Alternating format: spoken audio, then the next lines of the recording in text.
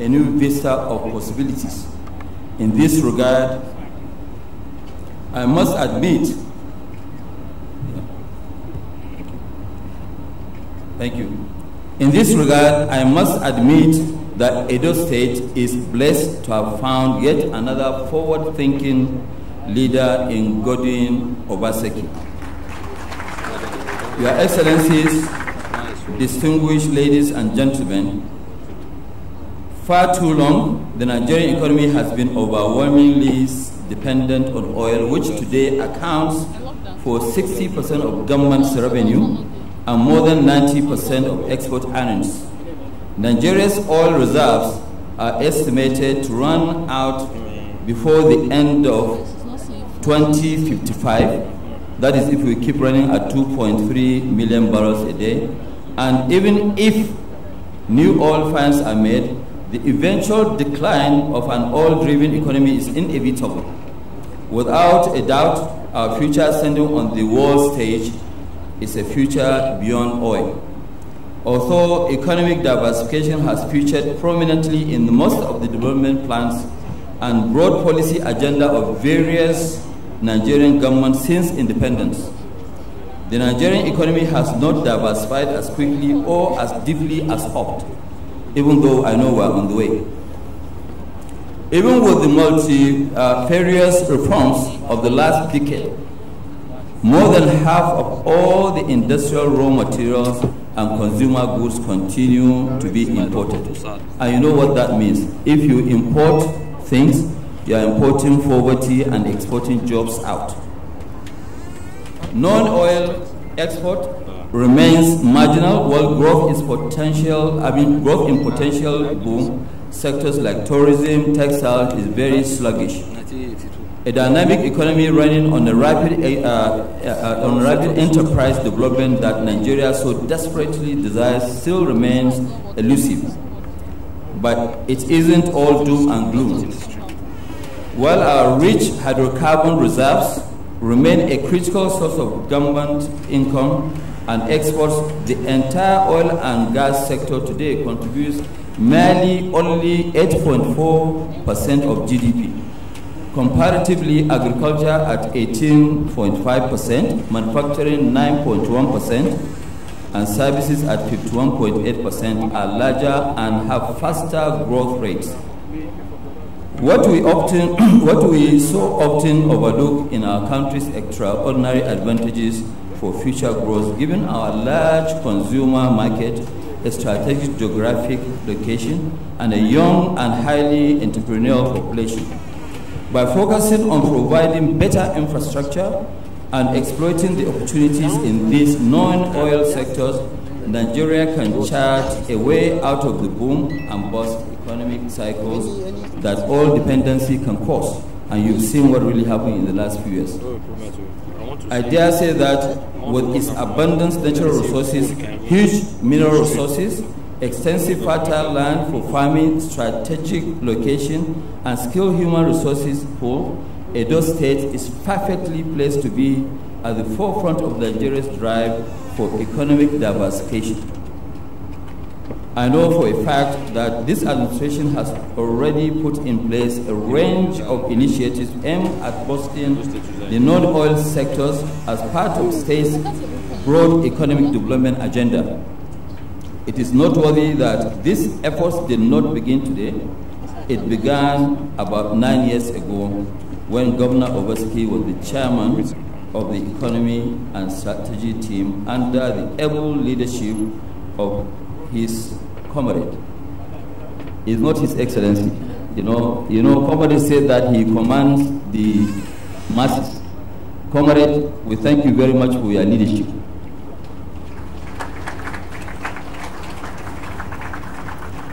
And also leveraging on his 30 years experience as an investment management expert, he midwifed several landmark developments, including $1 billion Azura Edo Independent Power Plant, which is currently under construction. As you may already know, the groundbreaking ceremony of our $1 billion Dangote cement plant at Ukwila was done in April 2016. and we are still on it, which we will build. And Governor Obaseki and comrade were actually instrumental to siting this venture here in Edo State. These are just a few of the remarkable contributions he made even before assuming office, and a foresight to what lies ahead. The strategic focus on institutional reforms, economic revolution, infrastructural development, social welfare enhancement, environmental sustainability, as well as culture and tourism, shows the height of his government's ambition. This is a government that is very, very ambitious, and they need all the support. However, achieving the pattern of economic growth, where productivity, export competitiveness, and employment are steadily increased, is not just a matter of lofty ambition. It is not only a matter of lofty ambition. It calls for an active search for solutions to numerous problems currently impeding the flow of needed investments to drive this vision. Moreover, underlying each of those challenges is a deeper and more general question. How can we establish a strategic relationship between government and the private sector that make it possible to address our problems without repeating the errors that drilled the transformational initiatives of in the past?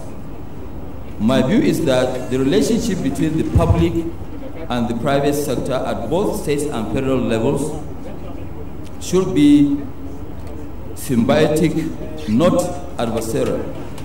One side does not have to lose for the other side to win. Government should focus on providing the right policies, enactment of enabling laws, provision of attractive incentives, and rigorous policy implementation. The private sector, on its own part, will do what it knows best, which is taking risk. An effective partnership between the government and the private sector should, before the end of 2019, see Nigeria becoming the largest exporter in the entire African continent exporter of fertilizer and refined petroleum products in Africa.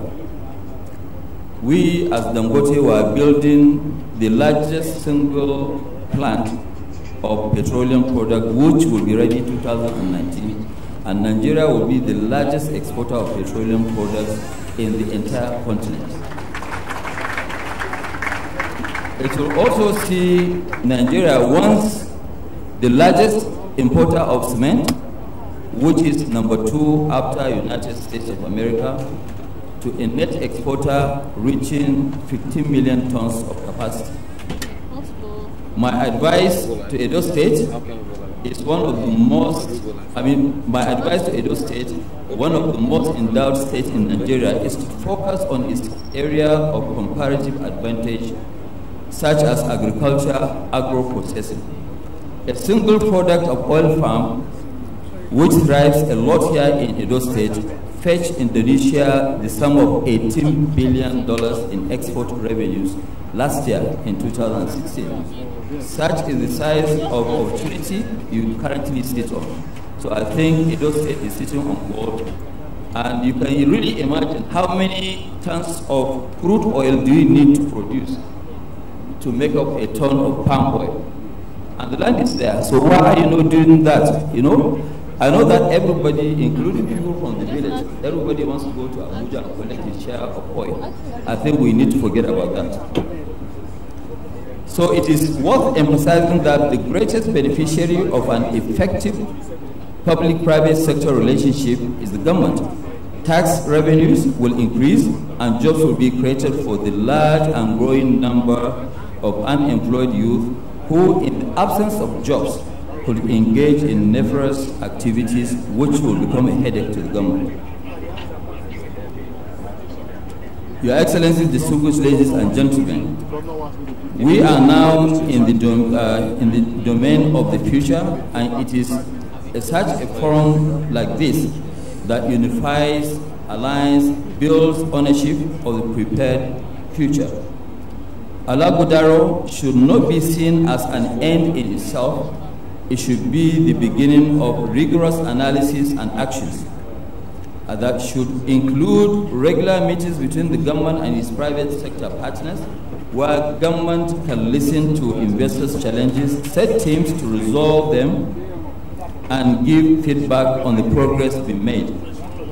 That is the only way that the vision of the future, which my brother Governor Obaseki will be unveiling to us over the next 2 days of this summit, will be also realized for the benefit of the people of Edo State and indeed all of us Nigerians. Mr. Governor, I thank you very much for bringing us here, and we will continue to support you for the success of Edo State and Nigeria in general. Thank you very much.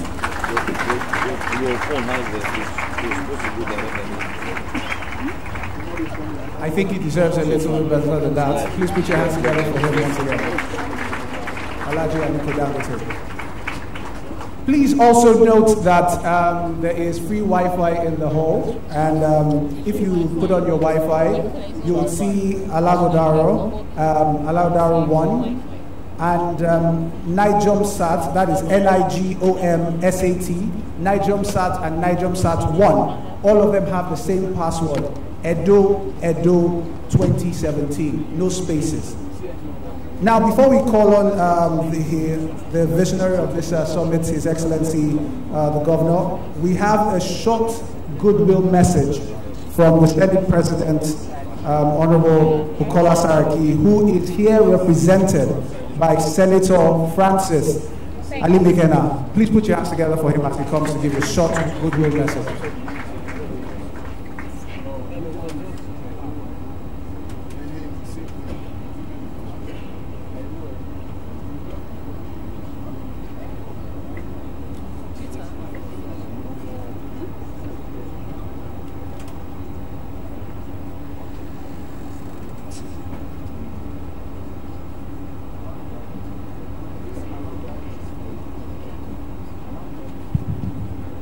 Your Excellency, distinguished guests, ladies and gentlemen, I stand on the existing protocols because of time. My name is Senator Francis Alimekena, representing the good people of Edo North. I'm representing the Senate President, who is unavailable outside, and he has his thought about this ALAGHODARO summit, and I'm going to summarize it because of. So I have to read them as he thought fit, not to add or subtract. It gives me great pleasure to be here today. Edo State is a beautiful state with a rich cultural and historical past. The people are warm, and there's always something to joke and laugh about, no matter what the situation is in the country. Firstly, let me congratulate Governor of Edo State for currently 1 year as the Chief Executive of the state. His disposition to work has been businesslike, and everywhere he goes, we have been impressed that a gentleman with a high work ethic is piloting the affair of an enlightened state eager for a new initiative. There was a joke about the Edo State Governor during the last National Executive Committee of our great party in Abuja, where every other governor and members of NEC in the meeting came dressed with traditional attire. He was the only one in the room with a very smart suit and a tie, like it was a Monday morning. Some people almost mistook him for one of the DSS that came with Mr. President. Simply put, he is a man who is always in a work mood. He is not carried away by greed and glamour of office, but more focused in doing the job he was elected to do. I don't know that he's carried anybody. Having spent over 30 years of his life in investment banking, asset management and security trading, it will be fair to say that Edo State has a governor with an eye for rapid development He has the past 1 year at the helm of affairs demonstrated this with a penchant for conceptualizing programs that were hitherto not feasible in the state. The Edo State government is now hosting more productive strategists and career politicians. This platform today auspiciously presents an opportunity to engage in the private sector and also make them partners in the state's quest for development. We believe that as Nigeria continues to grow in population, government alone cannot finance developmental projects without drawing support from the private sector. The policy of involving and encouraging the partnership between the state governments and the private sectors to drive investment is crucial in ensuring accelerated infrastructural development. This is why the 8th National Assembly has devoted more time in creating business enabling laws that will also benefit the private sector. The National Assembly Business Environment Roundtable was established by the Senate as a forum to support the creation of an environment in which business of all types, both large and small, can thrive. For the first time, legislators from both houses of National Assembly have sat down with the representative of the private sector business to work out the legal framework needed to create a supportive business environment.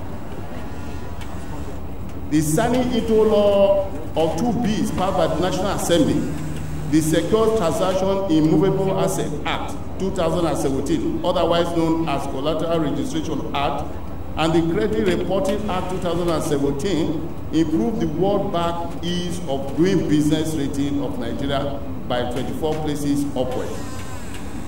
Without any intent to exaggerate the fact, I believe that Edo State is one of the states Nigeria is waiting for to lead the way in transformation of economic fortunes. Natural resources exist abundance as well as vibrant human resource base. However, a number of enablers in the form of infrastructure and incentives are inadequate and therefore need to be developed. We believe that now is the time to take a greater political and economic way to develop the infrastructure. The state government and the legislature must be proactive in this regard. Greater attention must be placed on security of life and property because nobody will invest in an unsecure environment. Also, leaders across board must keep engaging community leaders and the traditional institutions. Edo State is one state with a reverend Oba, well-established traditional institution.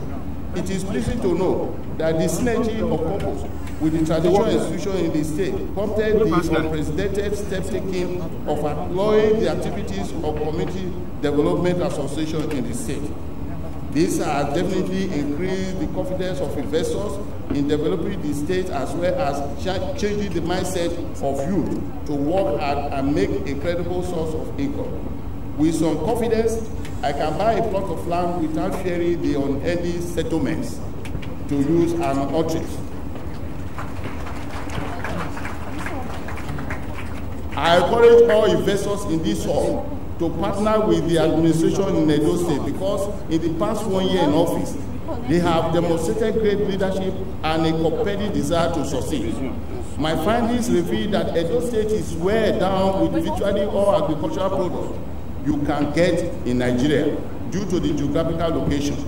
It shares from the 2 vegetation beds in Nigeria, namely the forest